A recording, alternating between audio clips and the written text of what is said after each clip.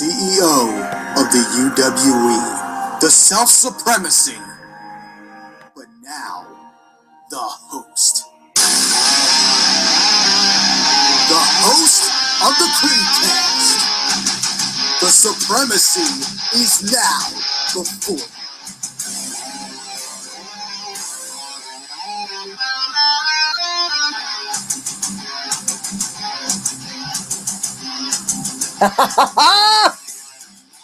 Ladies and gentlemen, welcome to the CredeCast. This is your host, the Reverend of the Ring, the self-supremacy, the one and only Everett Creed. And I am here with my guest at this time, DRW's heavyweight champion, Tyler Drake. Tyler, how you doing, man? I'm doing great. Yeah, you gotta love that introduction I just did there, huh? You told me it was coming, and I wasn't expecting that cool of an intro.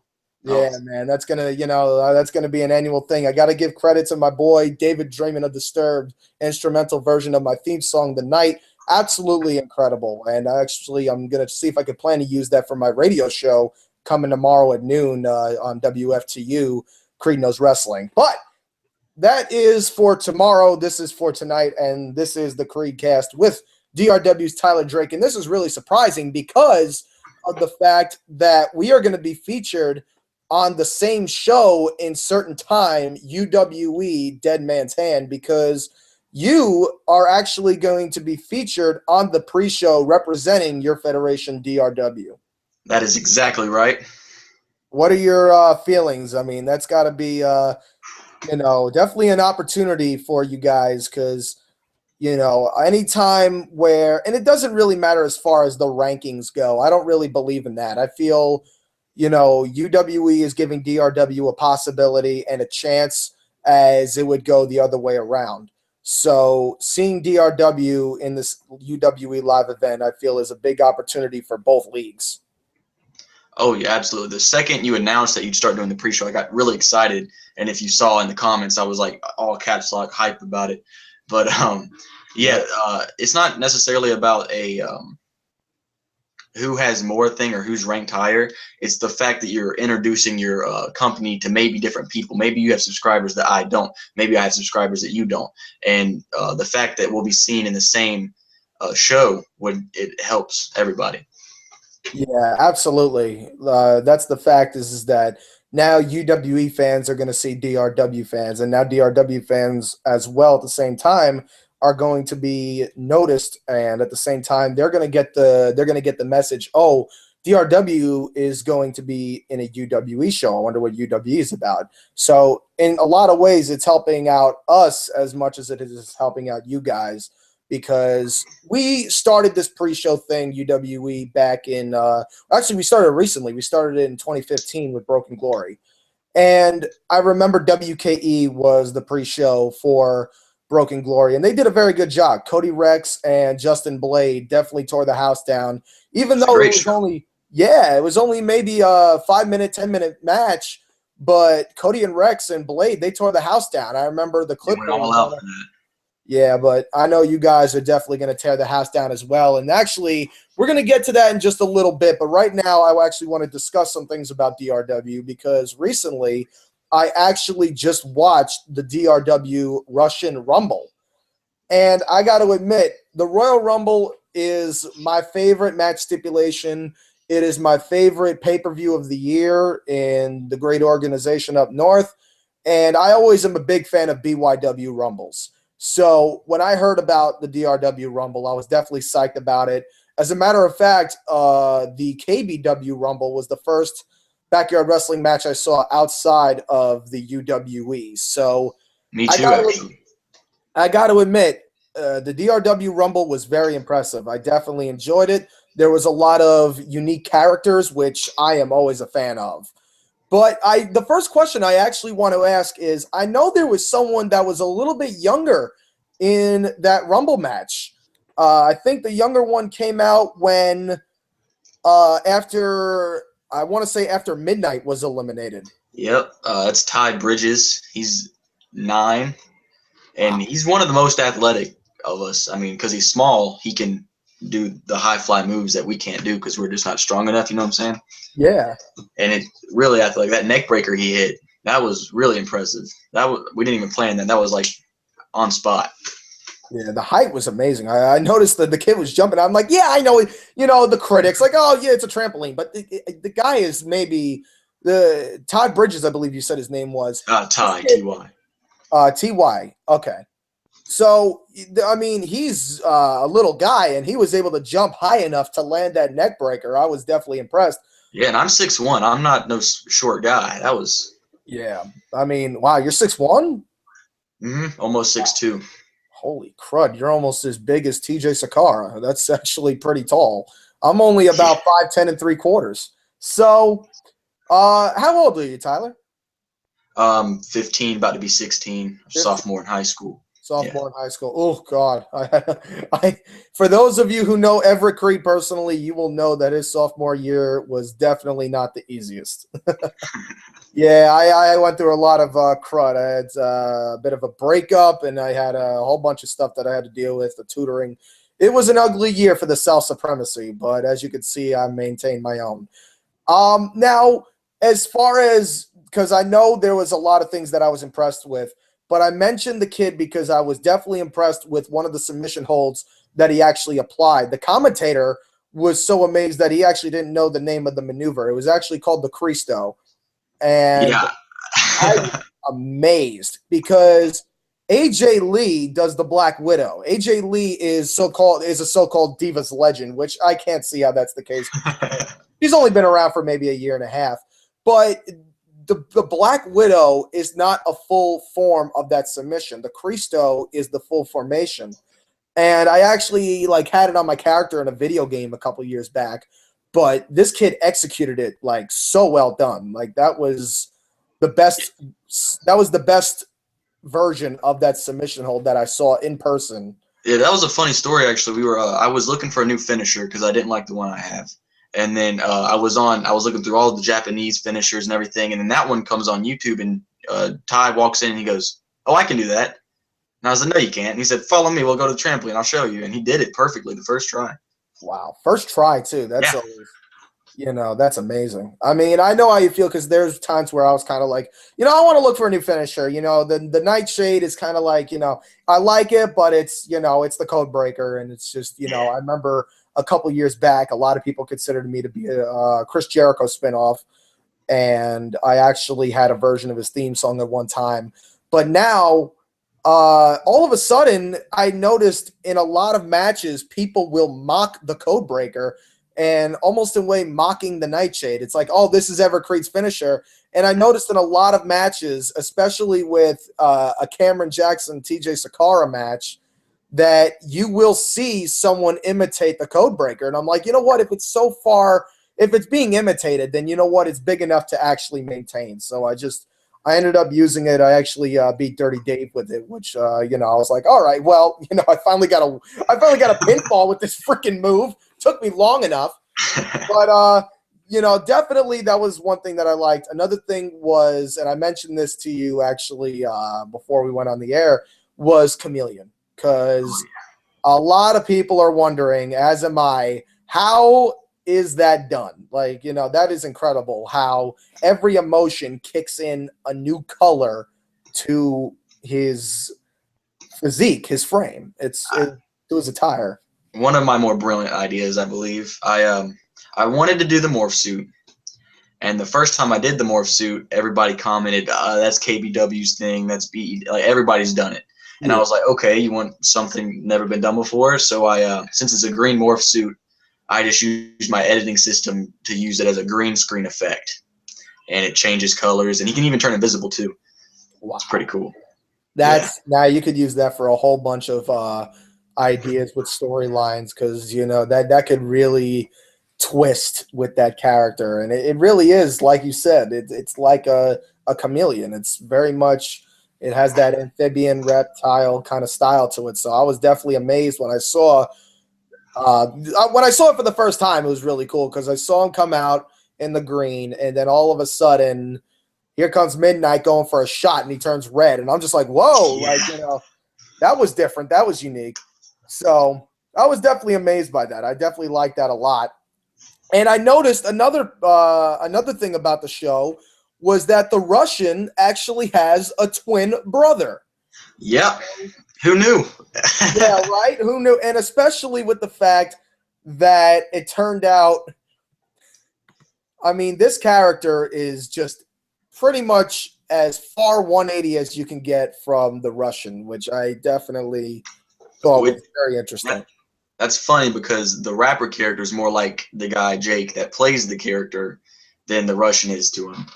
Yeah, that's it's crazy how that turns out. And you know what's amazing about it, and this is what really got me, is that double characters are very easy yet very hard to do because you have to separate the two. You know, you got to separate what makes character A different from character B. And you got to really, because once you sort of fuse them together, it's not going to work. But I was so amazed with the polarizing characters of those two that I almost somewhat believed that they were twin brothers. Yeah, like how impressed I was with it. You know, it was because I noticed, and not to mention the Russian came out right after. Well, what was the name of the character? I keep forgetting. It's like I know it started with a J. J Hall. J Hall, that's it. It was like an in the moment thing. We were like, we need another character for this Rumble. I'll be a rapper. Okay, do it. And look how well it turned out. You know, exactly. You had him actually end up beating your. You know, he actually beat you. He actually beat Tyler Drake, which I felt was actually, Big Tasty took out both of us.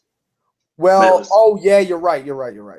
So, well, no, I'm saying it wasn't at the match. Not you as in the Rumble. Yes. Yeah, he actually beat you in the match hold before, and was that more so like an attack, or was that an actual matchup? Because I did notice that there wasn't a referee. It was a matchup. We don't really have a lot of people for referees, so we just kind of. Okay, so yeah, that definitely. You know, because the only reason you may want to invest in a referee is because it can involve a lot of interesting outcomes in a match, or even in midway in a match, ref bumps, or such as like the old-fashioned babyface hot tag. The referee doesn't see it because he's distracted by the heel team. Tells the hot tag guy, "Go back, you didn't get tagged." There's a whole thing you could do with the referee. We're actually trying to get our senior official referee Jimmy P back into the squared circle, but who knows? You know, we're going to definitely see what we can do with that. Now, going back to the Rumble, because that is definitely my favorite event. What made you guys want to do a Royal Rumble? What made you guys actually want to do a Russian Rumble? Well, we did the Russian Rumble 1 when we first started out. And it's basically because, like yours, it's my favorite match that WWE puts on during the year. And it's just because it's like really unique because there's different ways to be eliminated, And the first time around, there was like 4 people in it, and it wasn't that good. And I kind of wanted to like redeem myself for the first one. Yeah. So I went all out for the second one. It was my baby. I worked really hard on it. Yeah, I could definitely tell you put a lot of work into that, and I was definitely impressed because, you guys are an up-and-coming league. You're definitely on the rise, and seeing a Rumble with that much potential definitely amazed me. And the fact is that the final entry was actually the general manager, and that kind of was interesting itself because I'm assuming, because going back into the history books, your GM was put on the shelf, and I'm going to assume that it was from I'm going to actually assume that it was either from the Russian or from Big Tasty. I want to say the Russian. Am I correct? Yeah, him and the Russian had a long history. It was pretty much only them wrestling for like most of the year there. And then we had the big King of the Rivalry pay-per-view, and he beat me again. And I retired because I just couldn't get anything done. Yeah, well, and then the GM all of a sudden comes back too when he's back in business. And, which I got to admit, I was very amazed how, despite the GM returned, Big Tasty actually pulled off the victory, because when I noticed that it was a return and it was the final entry, I automatically assumed there's your winner. But it turned out that Big Tasty won the Rumble, which I was definitely a fan of. And like you said, the Russian won last year's Rumble, so this one was actually named after him. So I thought that was definitely a good spin-off to it. I like that. I like how you're putting over this guy a lot because it's very unique, but also at the same time, it's a nationality that is so powerful, especially in modern times, because Vladimir Putin, he's definitely making this nation on notice. And the fact is that what is your Russian's actual name? It's like Vorkachev, right? The Russian Volkachev, yes. Volkachev. That's awesome. And the best part about it is not only the character, not only the music, it's just completely different from Rusev, which is what I enjoyed the most out of it. Well, it was before Rusev.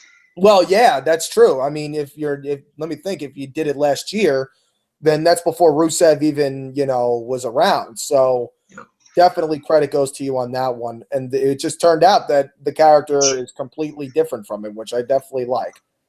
So now I definitely want to ask, because this has been one of the reasons why I really got interested. Oh, excuse me. Why I got so interested in DRW. The soundtrack for DRW is quite unique because a good old buddy of mine, Mr. Cameron Jackson, actually made the official theme songs for you, Tyler Drake, and for the Russian as well.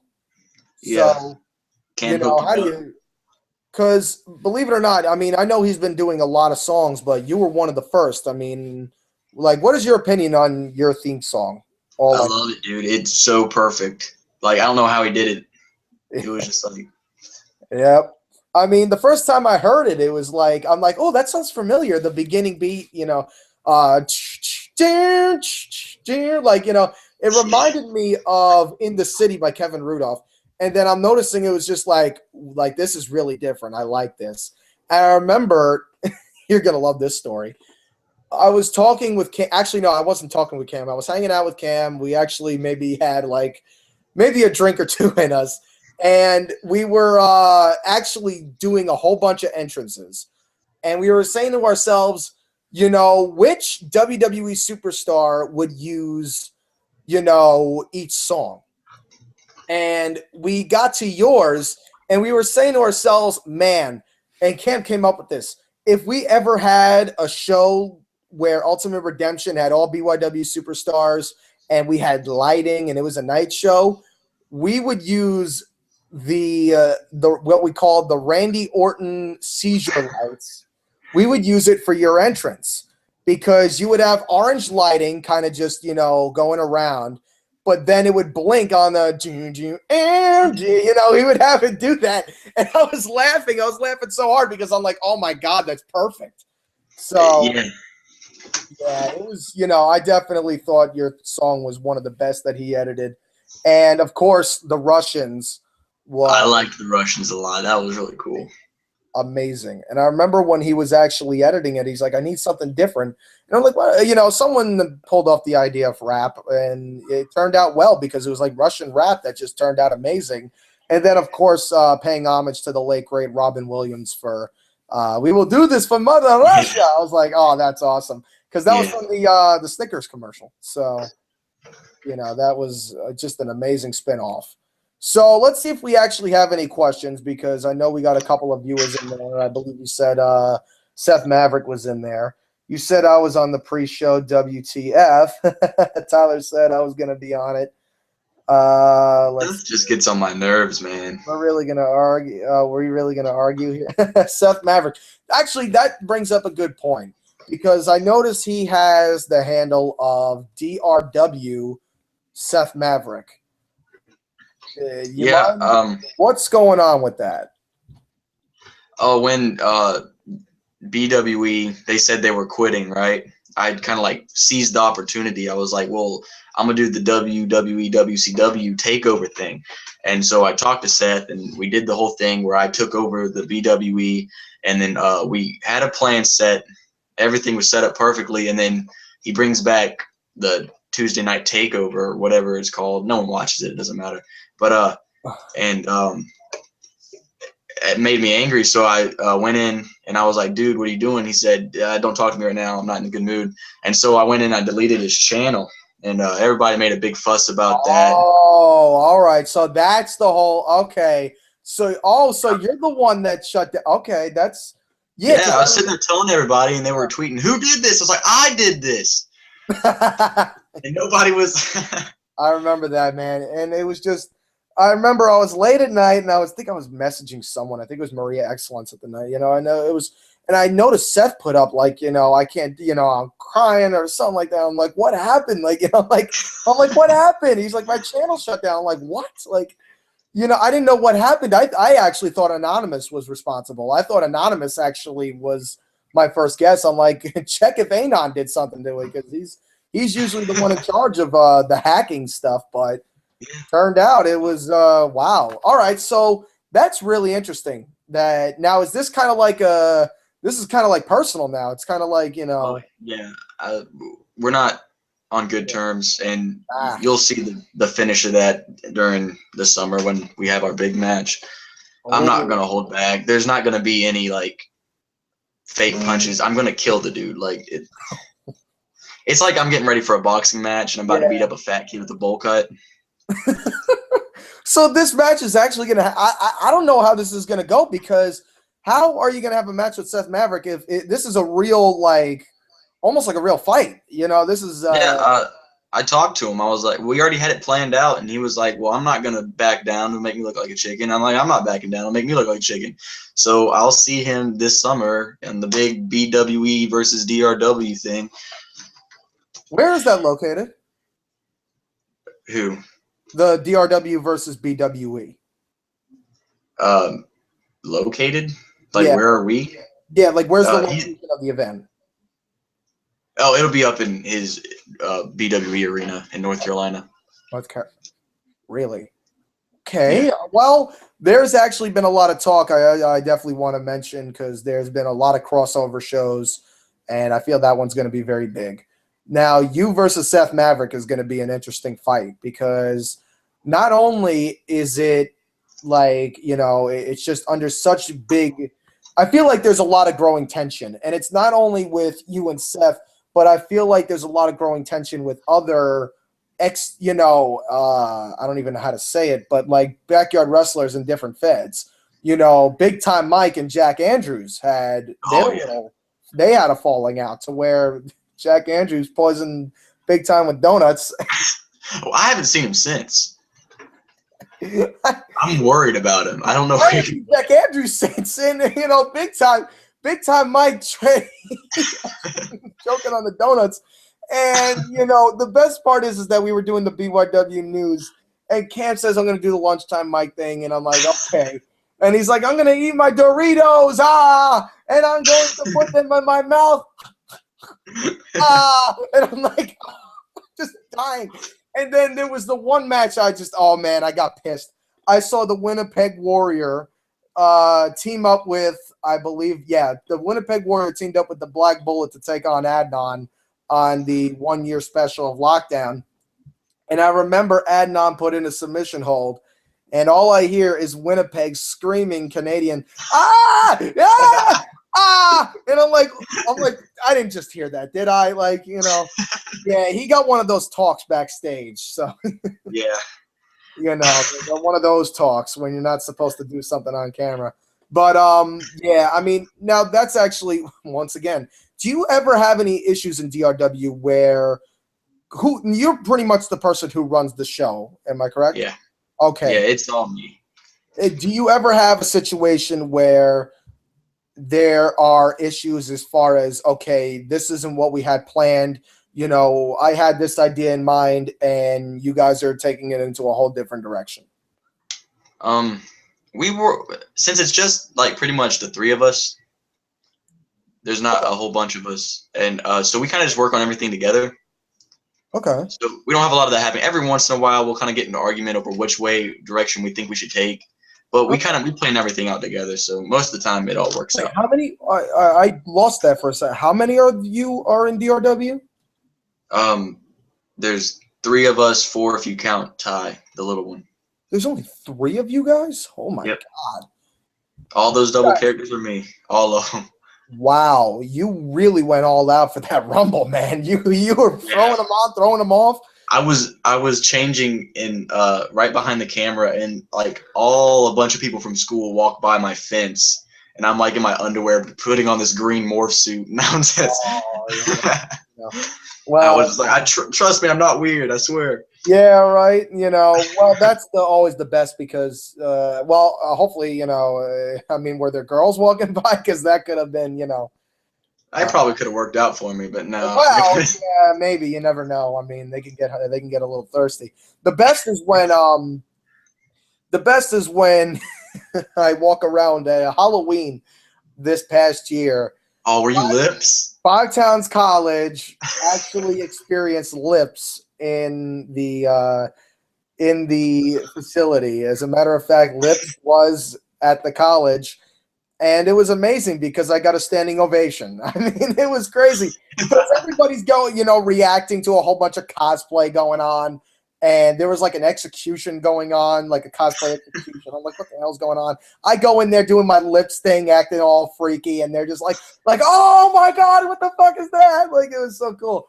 I'm just like, okay. And it turned out well. It definitely worked out well. But the good part about having three people is, like you said, there's never going to be any discombobulation. You're not going to have too much.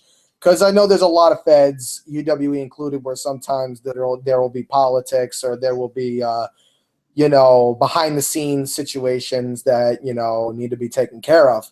So it's good that you guys are, on one single page, which that always works out well.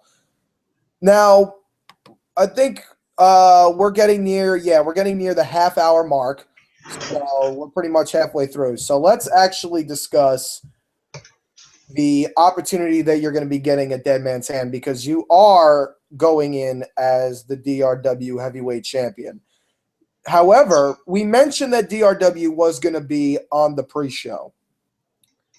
However, we did not mention what kind of match that you were going to be in. So for those that are watching this now, or for those who are, as a matter of fact, going to be watching this later on, catching up if you are busy right now, whether you're at work, school, hanging out with friends, on a date, rubbing the lotion, whatever you're doing. I'm not going to ask Ratcliffe. And, I forgot he was still alive. So, actually, fun fact, guys, Matt Ratcliffe turned 30, actually, not too long ago. So, happy birthday, man. Happy birthday. He's twice your age. He's twice your age, bro. He's 30. Two Tyler Drakes equals one Matt Ratcliffe. So, the opportunity is given, and now I am actually going to announce the match that you, Tyler Drake, are going to be competing in. So you will be competing in a triple threat match at the UWE Dead Man's Hand pre-show. You will be facing one of the most dominant superstars of DRW. You will be facing the Russian. But also, you will be facing the winner of the DRW Russian Rumble, as well as the man that you will be facing at the most spectacular DRW event of the year. So, Tyler Drake, how do you feel about the match that I have just booked you in right now? If we're going to do it big. You know what I'm saying? Absolutely. You need all the star power you can get, and our top three guys. I can get it done. I'm not worried.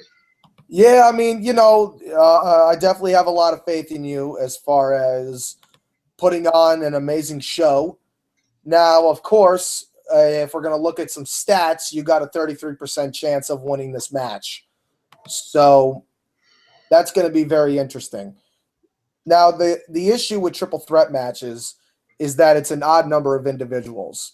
And I have not been in a triple threat match on YouTube, but I have been in triple threat matches before, whether it be in UWE before we went on the air, or whether it would be an online call federation, whether it would be something, even before that.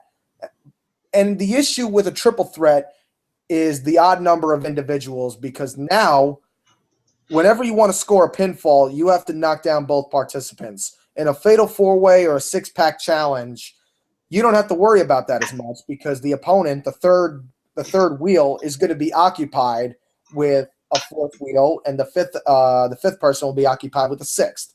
However, in a triple threat, let's say you take down the Russian, you got to worry about Big Tasty over here. And he's a big problem, actually. He's been a really big problem because he's won the Rumble, and he's going to be facing you for the heavyweight championship at the biggest event. However, beating you in this match can give him a lot of momentum. So I really feel with you being the champion, you're going to be a target because now if Tasty pins you, he has momentum going into your match with him on the grand stage. However, if the Russian decides to pin you, it could lead the Russian somehow in some way, maybe even getting into the match on the grand stage. So before I call it the grand stage again, do you actually have a name for yes, event of DRW? Top of the Mountain pay-per-view. I had to put it on hold because reasons. Okay. All right. Well, what do you want to tell the reasons you have, or? I'm gonna save it for after the pre-show. Okay. All right. That works. That works. No problem at all.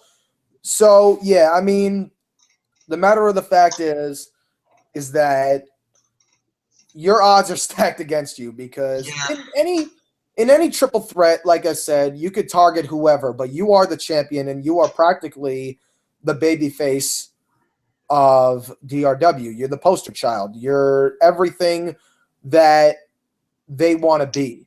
So if they dethrone you, then it's open season.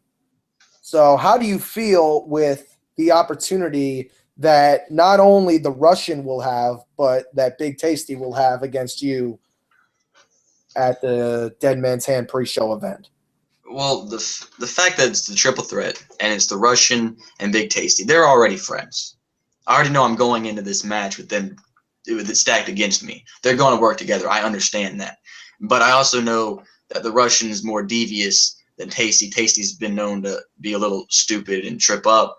And if I can't get rid of the Russian from the beginning to the end, then the Russian's going to win it because he's definitely the smartest out there, strategically wise. But it's just I know the odds are stacked against me, but I also know that even though I've been on a losing streak because of my plaid shorts, I know that if I embrace what they're telling me, I'll be able to get the job done. Absolutely. Because out of the three, like you said, Volkachev definitely, without a shadow of a doubt, has the intelligence. And I have to admit that Big Tasty, that's his name, right? Yes, that's correct. And then Volkachev is the Russian. I got to admit, Big Tasty, that's an awesome name for a superstar. So Big Tasty has a lot of intensity. He realizes now that he's in the big time. He's going to have a championship match at Top of the Mountain, and he's going to be involved in this triple threat match. And if he wins, he has a lot of momentum going into Top of the Mountain. Volkachev, he has the brains, he has the wits. I mean, after all, he is from Mother Russia. And the fact is that he knows each strength and each weakness. He did an entire SWOT analysis of both Tyler Drake and as well as Big Tasty. And I feel like that's going to be a major threat, but also at the same time, when it comes to the devotion, when it comes to the heart, and when it comes to just determination of being the best of DRW and soon to be up on the ladder of the best in BYW, I feel that your name goes on top of the list. So that is really what's going to be an issue for those two superstars, because even though you have the wits, even though you also have the intensity, they also need to grow the determination. And if they don't, then that's going to cost them. Yeah, totally. I know I'm not trying to be full of myself here, but I know I'm the best one going out there. Tasty might be stronger than me. Russian might be smarter than me. But if you go back and watch my matches, you know that I'm the one putting it on the line. I'm willing to do 450 splashes. I'm willing to do fly off the top of that ladder and hit the ground. I'm not afraid to hit the side of a building. You know what I'm saying? I'm the most determined, and I'm also, I feel, the most talented out of the three. And that's just, I'm being as most humble as I can. I'm not trying to be arrogant. That's just how I see it. Well, you need take it from me, and I know I'm a heel and all on character, but like you, whether you are good or bad, babyface or heel, pro or antagonist, you need to feel that you are the best. Because if you, for 1 second, feel that you are not the best, then you got to take it home. You got to. Oh, forgive me. That was one of my lady friends. So, anyway, but like I said, once you feel that you are not on the top of your game, that's when you need to call it quits. And I feel like that is what happened to a lot of superstars, including myself. There was one situation where I felt like, you know what, I'm not on my A game. Ultimate Redemption 3. This was the last UWE event to take place before we actually hit YouTube. I wrestled against TJ Sakara, and we actually had to do 2 takes because the first time I wrestled, it was written that I was going to win, but I was so overweight and I was so out of shape, not only physically but mentally, that I just didn't have it in me. And not to mention that my grandfather was going into open heart surgery, and we knew that it was going to be rather difficult. And unfortunately, we did lose him the following 3 weeks. So I knew that it was going to be a lot more difficult to put on a good match when I had all of these things going on in my life. So I knew that I had to, you know, take a rest. And once the new year hit, and all of a sudden, someone special, a special friend of mine, helped me get back on my feet. I rounded up the guys and said, I want UWE back, and I want it back on YouTube. And that's where we just started from there. Now, this is a topic that I really need to get across. There's 2 things that I've been dying to ask you, and I'm going to ask it now at 8:40 p.m. First off, the mask that you wear for your match. What is the reason? Almost like who, what, where, when, why. When did you put on the mask and why? I put on the mask when the Disaster retired, and I wanted to change of pace. You know what I'm saying? I've been doing the Disaster since day one, and I kind of realized that the gimmicky kind of name, like the Disaster, like there's no first name, there's no last name, the Disaster. I wanted to change of pace, so I retired off the Disaster, and I wanted to do a new character, but I wanted to be like a luchador kind of thing. And I had I was going to be Rey Chaos, King Chaos, you know what I'm saying? And then I decided, I saw this mask, and I guess it's Suicide's mask, you know, but I saw it online, and I just bought it. I didn't even think about it, and it just, from there on, it started off as a vigilante character where I was the Vigilante, and now it's escalated to the Plaid Shorts character, the crazy guy, but still the good guy. I'm taking this character as my creativity character, and I'm running with it. Like the recent episode, I fought Buck the Duck, a stuffed animal, and he beat me. Yeah, you know, that's, well, you know what they say. If you're losing to a bunny or a stuffed animal, you've definitely gone bonkers. So it was at the point where one of my friends actually got, literally, one of my buddies was on Twitter and started mouthing off someone, and this someone was Adam Rose, and Adam Rose tore him to shreds. So, and this was when he was doing the heel run with the whole, like, you know, like the whole F the bunny thing and all that stuff. So that was really interesting. Now, the plaid shorts has been a major trend in DRW for quite some time. And what even started the, like, not only like on screen but off screen, what made you come up with the idea of the plaid shorts? Plaid shorts is kind of an inside joke between me and the Russian. We just kind of like one day he texted this girl, "Hey, plaid shorts," and she was like, "What? What?" And then so she comes to me knowing that we're best friends, and she goes, "What's plaid shorts mean?" And I just kind of like knew Jake was up to something, so I was like, "Wait, you don't know what plaid shorts means?" And then we ran with it, and she was like going crazy, wanting to know what plaid shorts means. And then one day, Jake's always kind of been a real creative. He comes up with some of the most creative stuff we do, and he was like, "Let's do a plaid shorts match." I was like, "What?" And he was like, "Yeah, let's put the plaid shorts in the tree, and the winner makes the loser wear them." And I was like, "Let's do it. We ain't got nothing else to do." And it escalated from me just having to wear the shorts to the curse of the plaid shorts, where it cost me all my matches. And now it's gotten to the point where I'm going insane and I'm embracing them, and it's getting awesomer every time. You take something so simple as plaid shorts, or in Drew Hood's case, a pack of gum, and you just take it to so many incredible lengths and so many incredible heights.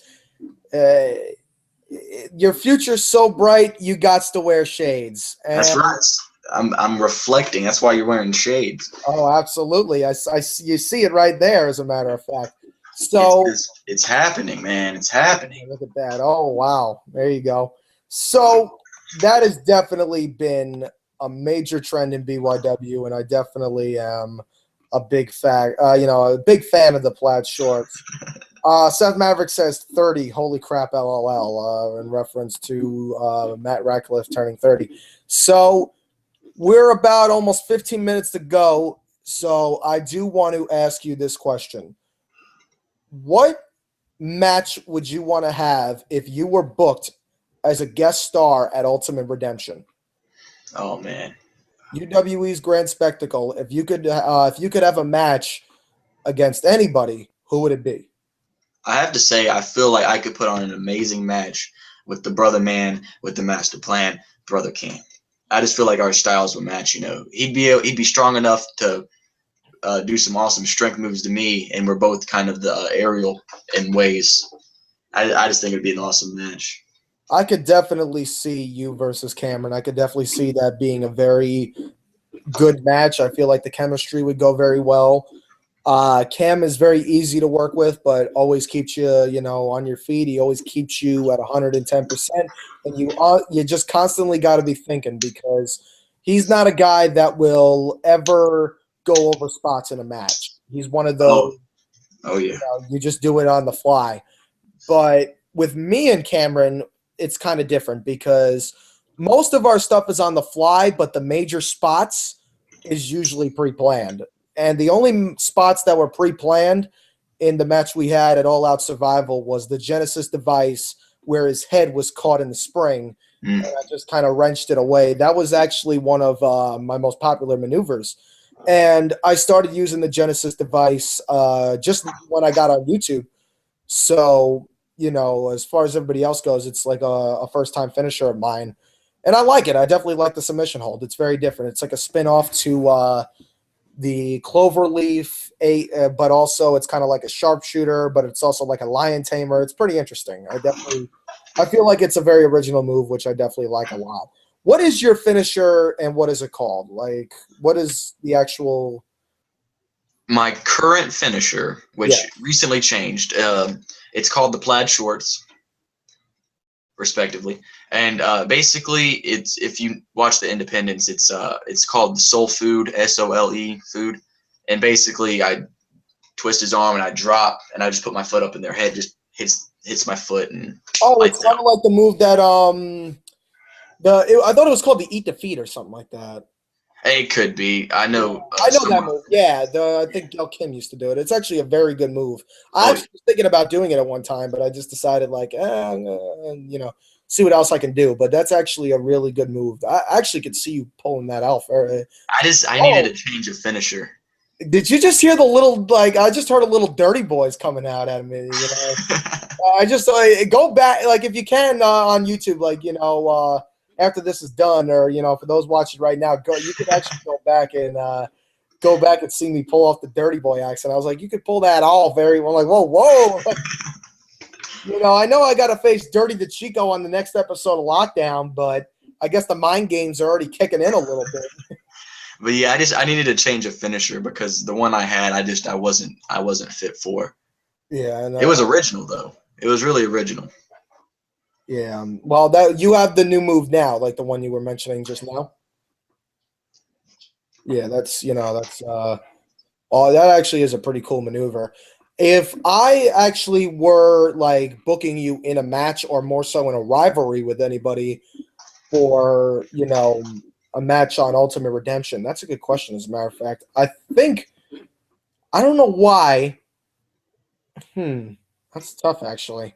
I think I actually might put you against Cameron, as a matter of fact. Actually, I could actually even see you going against the Winnipeg Warrior. There's a lot of there's a lot of twists and turns that you could see taking place, and I feel like that would go very well. Now, you also said that it was almost started like a vigilante character. Yeah. Character. I could see you actually going against Adnan. I could definitely see that because Adnan is like the hired gun, and normally you see him associated with myself because he works for the man with the biggest check, and me being the CEO, I would have the fattest check. So it's more so a lot of people are saying that Adnan was the person behind the infamous lights out scenario that happened in me and Dave's match. The lights went out, the lights went on, Dave was down, and a lot of people are estimating it was either anonymous or it was Adnan. So, definitely going to be interesting as far as it goes for Dead Man's Hand. Now, with Dead Man's Hand, we also are going to see myself versus the Dirty Boys. I have a partner in mind. If you had to guess, who would you say that I have as the partner in my back pocket?